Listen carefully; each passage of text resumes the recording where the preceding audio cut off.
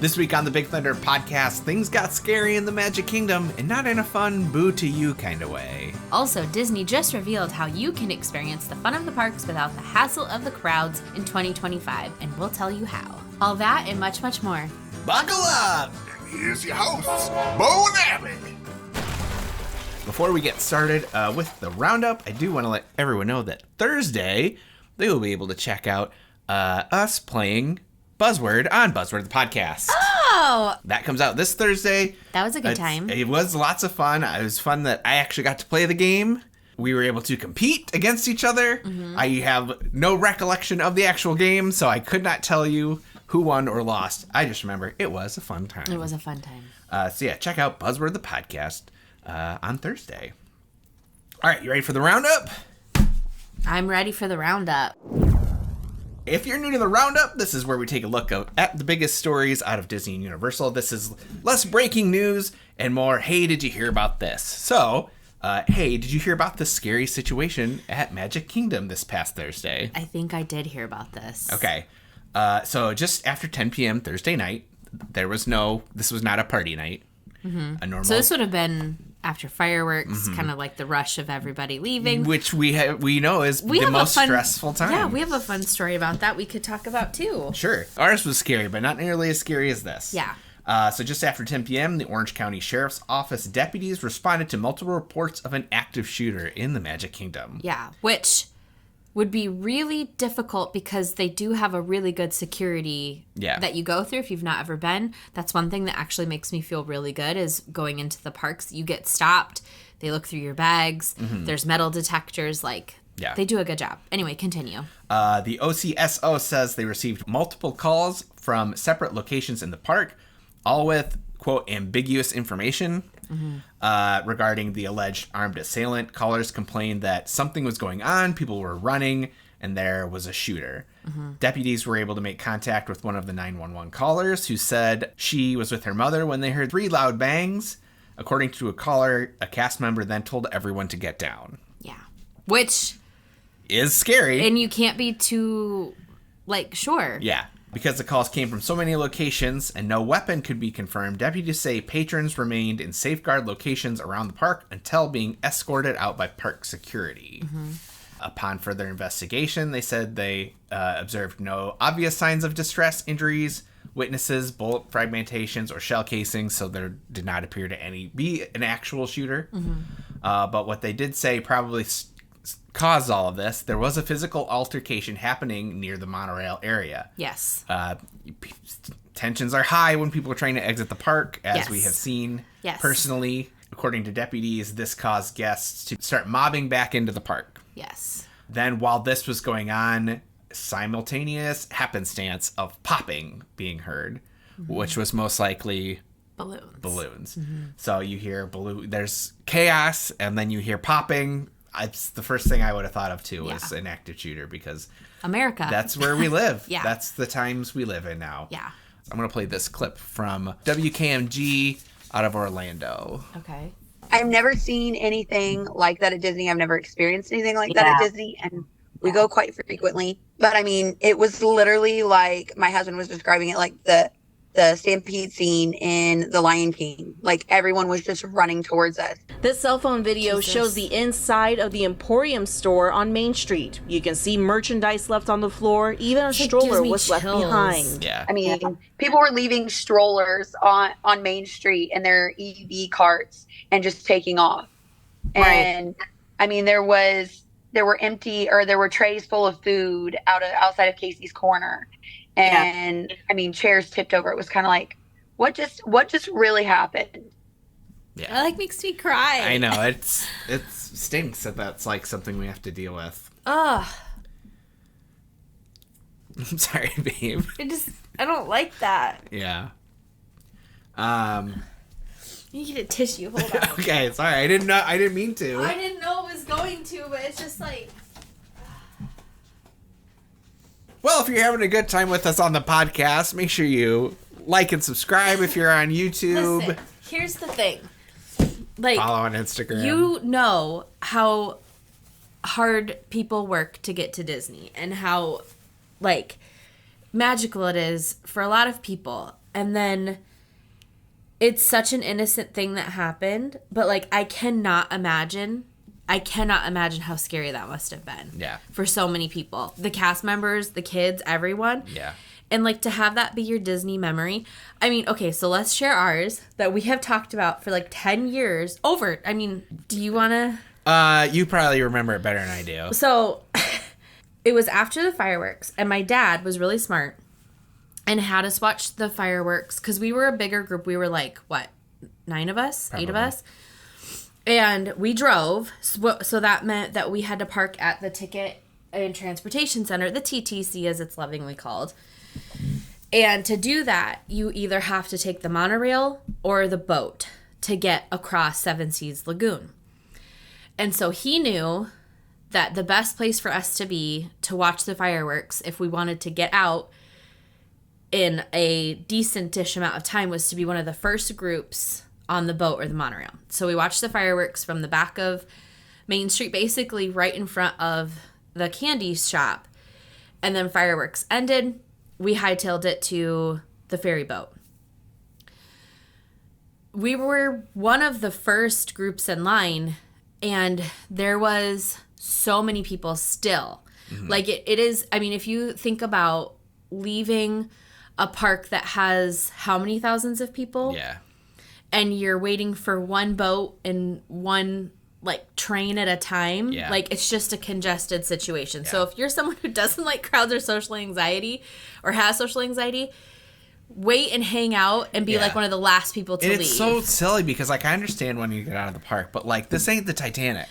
Like you're not fighting for lifeboats here. But it's like everybody waits. Like the fireworks is like, okay, that's it. The end. We are funned out. It is time to leave. Yes. And you know, it just is what it is. So anyway, we're standing in line. And we had a baby. Lily was not even 1 yet. Well, she was almost 1. And she was in a stroller. And I remember there was yelling happening. I need to put my glasses back on. I don't know why I had them off for so long. There was yelling happening to the side. And I remember looking over. And there was 2 really big men. One of them was wearing a baby who could not have been older than 2 months. Yeah. Like it was a newborn papoosed baby. Yeah. And they were screaming at each other, and the one man goes and punches the man wearing a baby. Yeah. And then, like, tons of people got involved then and were, like, jumping on the guy. But it was just, like, you just punched a man holding a newborn baby on him. At Disney World. At Disney World. Like, it was the craziest thing. And so I'm guessing it was probably something like that. Yeah. But it must have been, and then people running. I can't imagine how scary that must have been. And then seeing that footage with it like that just is like, that sucks. Yeah. So I'm sorry for those people. Yeah. OCSO has only reported 1 injury during the incident, which was one of the people involved in the original fight by the monorail. No arrests were made in relation to the fight as both sides declined to prosecute. Okay, that also is a miracle. If there were people running like that and stampeding, and how many little kids... And if they left their scooters... Yeah. Yeah. That nobody was hurt because... At least reported. Yeah. At least hurt enough to be like a hospital or something like that. Which... We do have talked in the past that the Reedy Creek emergency services is wonderful. Yeah. Ugh. If you're going to get sick somewhere, get sick in the Magic Kingdom. Disney has made a statement. We appreciate the immediate response of the Orange County Sheriff's Office to quickly assess and clear the situation. Normal operations have resumed. Yeah. So, yeah. I did see that they are getting a new upgraded security system. Oh, yeah? Did you see that? I did not. There's been pictures, I think it's Magic Kingdom. It might be Animal Kingdom, where you put your bag in a conveyor and they like take photos of it rather than having to do all manual. Yeah. Because that can hold up. And I like that you're just really getting a good look in things. Sure. Because, dang. Yeah. Yeah. So that's a heavier start to this week's podcast. Yeah. We normally like to keep things light, but we also say we like to keep things real. And so sometimes that means talking about stuff that is not fun to talk about. So let's talk about something that is fun to talk about. And that is a celebration going on Over in Universal, obviously it's Halloween Horror Nights kicked off this week. Yeah, I don't know what this is. Food and Wine Festival's going on at Epcot, but here's where I think some more fun could be had. Okay. And this is Dufftoberfest. I did not know this is a thing. This is the Simpsons version of Oktoberfest. It has kicked off at Universal Studios in both Florida and Hollywood. Guests can celebrate with the official Dufftoberfest beer. This is a German-style Marzen brewed by the Florida Beer Company. It is, quote, a heavily malted beer in keeping with the Marzen style. Its sweetness is nicely balanced with a hint of bitterness. The caramel and butterscotch flavors are distinct, and the smooth taste lasts well after the first sip. Is this the beer that you were seeking out? Yeah, I was looking for something similar. A caramel butterscotch beer sounds delightful. It does sound delightful. Yep. The beer is available on tap at Moe's and the Duff Brewery Beer Garden. It is a limited time offering. I do not know where the Duff Brewery Beer Garden is. I think it's near the taco. It's on the side of the taco truck. Brandon got one. My brother, who we talk about sometimes on the show, he got a Duff while we were there from there. Huh. I can't think of that. Oh, yeah. You see Duff Man's there. Yep. Now I can remember it. Yeah. Yeah, we've been in Moe's. We've been to the taco truck. We've gotten big donuts. We've done a lot. Yeah, Simpsons. we've spent a lot of time in Springfield. Considering you don't like The Simpsons. I grew up on them, and it was like, growing up, and you had one TV, and you had an older brother. Like, you didn't get to control. So Sure. your life was ESPN. It was Sports Center in the morning, and it was Simpsons at night. And then when your dad came in, it was Seinfeld and what other show? I don't know. I feel like it's like those shows of like, I could be watching Full House right now, or I could be watching, whatever was on basic TV because we didn't have cable. Sure. Other fun things going on. It sounds like Disney After Hours is returning for 2025. Disney After Hours is returning for 2025, and I have the notes on that. I know you know all about it. I do actually, though. So Disney After Hours is a separately ticketed event that is limited to a select number of guests, meaning you feel very VIP, which allows you to enjoy Magic Kingdom Park, Disney's Hollywood Studios, and Epcot after they close for the day. And so it's basically like what a party night is without the party Right. event. So it's basically just getting the park with a limited amount of people and treats. Yes. The treats are not limited. Just the people are. Yes, the treats, we'll get to that, but Just the way you phrased it. sorry, treats are important. So the event begins as early as 7 and will continue until 3 hours after the park closes, which is typically around 1 a.m. During these extra 3 hours, guests can experience shorter wait times for rides and characters, which I think is nice that the characters stick Yes, around. agreed. And free snacks like ice cream, popcorn, and select drinks. Yes. So that's like your sodas. Yeah, it's... And Powerade, I think, is included. Okay. Water is included. No, like, alcohol. Yeah. Nothing specialty. Like, if you're at Epcot, it's basically like what you'd find at a cart. Like Yeah. a little kiosk cart. The treats that you typically skip over because you're like, If yeah, I'm here, I'll get something. I could have fancy. an $8, which I do always have, the $6 to $8, I can't remember where it is, Mickey bar. Yeah.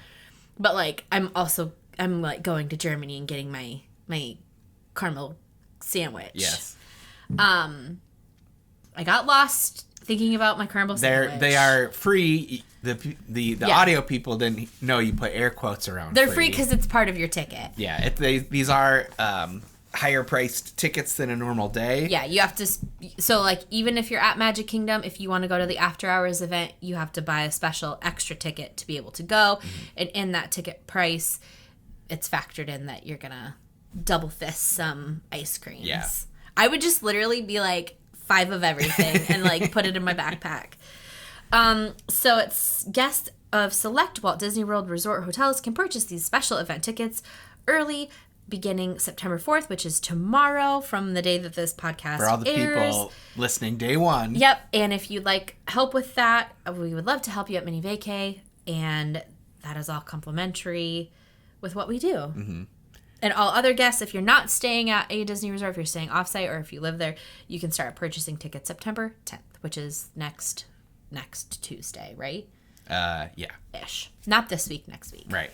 I can't wait to go to one. I've always enjoyed being at the park at either a party or at, after hours. Because if you stay at a deluxe resort, which we stayed at the beach club, I think we've mentioned that, we got extended evening hours, which is different than this. Extended evening hours is offered to deluxe resort guests on certain nights at certain parks, where you get to stay 2 hours after, but it's part of, like, you don't have to pay for it. It's part of being at a deluxe resort. So when we stayed at the beach club this last January, we were lucky enough that an Epcot night worked out.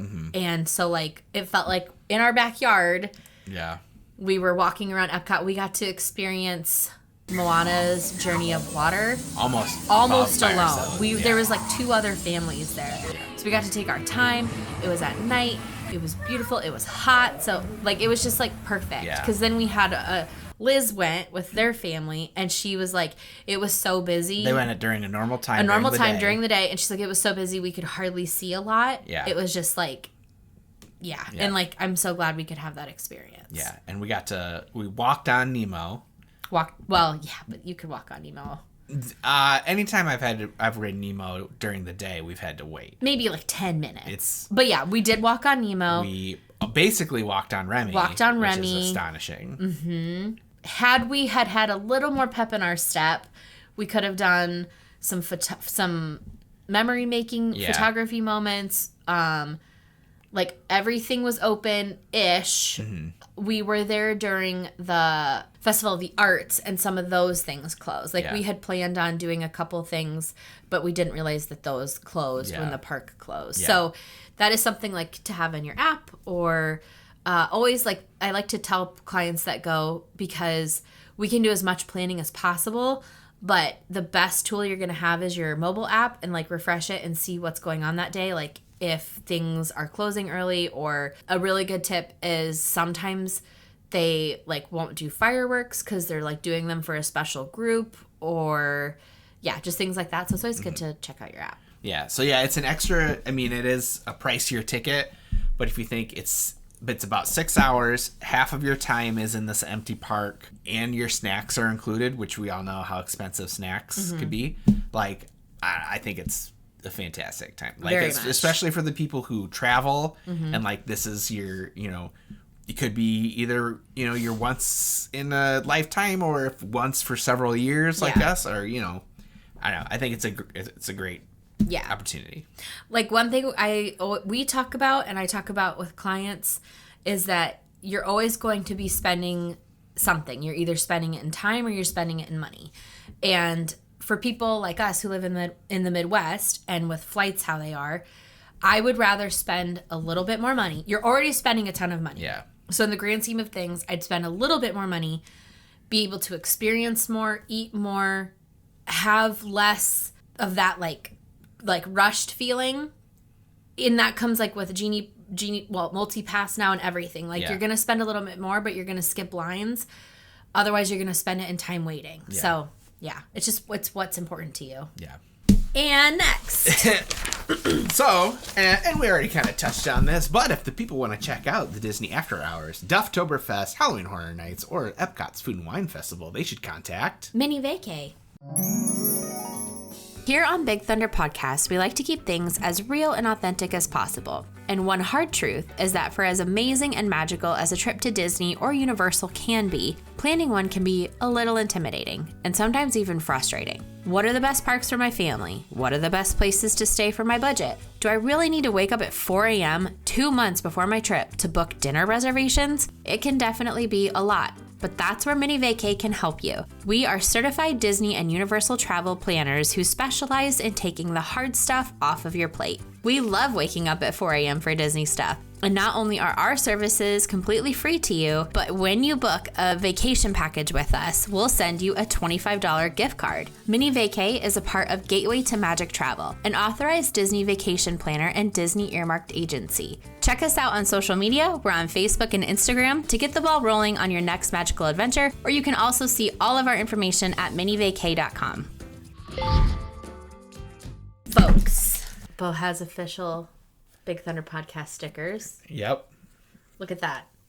Look at it. I don't know how the folks will get them, I said if you leave a comment. I'm not going to send people stickers for comments. I will. You will pay the postage. I will. So if someone leaves a comment, you're going to DM them. If someone leaves a comment and we read it on the show. You'll send them a message. And I'll be like, give me your address and you get a free sticker. And I promise I'm not a creepy creep.